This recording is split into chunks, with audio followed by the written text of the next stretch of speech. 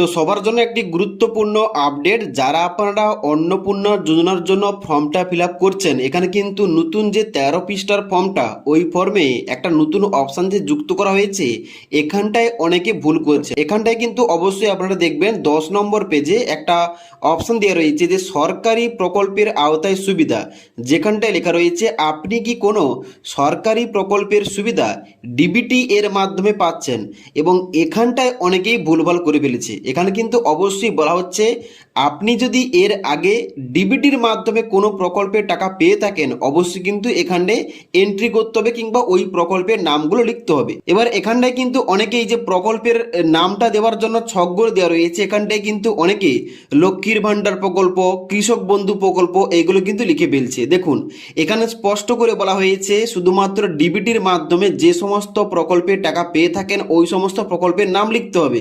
কিন্তু কৃষক বন্ধু যে প্রকল্প, ওটা কিন্তু ডিবিটির মাধ্যমে না দিয়ে এখানে কিন্তু অ্যাকাউন্টে দেওয়া হতো।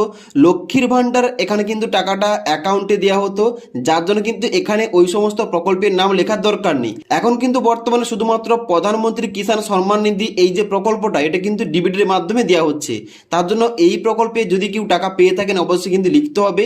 এবার ডান দিকে একটা কথা উল্লেখ করা রয়েছে, এখানে দেখতে পাচ্ছেন যে প্রত্যাহার কি করতে চান, মানে আপনি যে প্রকল্পের নামটা লিখছেন ওই প্রকল্পের নামটা যদি আপনি তুলতে চান, মানে ওই প্রকল্পের টাকা যদি আপনি না নিতে চান, তবেই কিন্তু হ্যাঁ অপশানটা টিক চিহ্ন করবেন, আর না হলে কিন্তু টিক চিহ্ন করার দরকার নেই।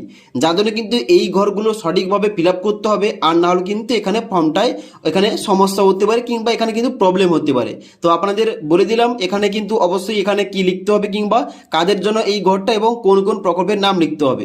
যদি আজকের এই ভিডিওটির আপডেট ভালো লেগে থাকে একটি লাইক করে দেবেন এবং বন্ধুদের অবশ্যই ভিডিওটি শেয়ার করবেন। আর যদি এই ফর্ম ফিল আপ করতে গিয়ে আপনাদের কোনো কিছু কোশ্চেন থেকে থাকে, নিচে কিন্তু অবশ্যই কমেন্ট করে জানাতে পারেন।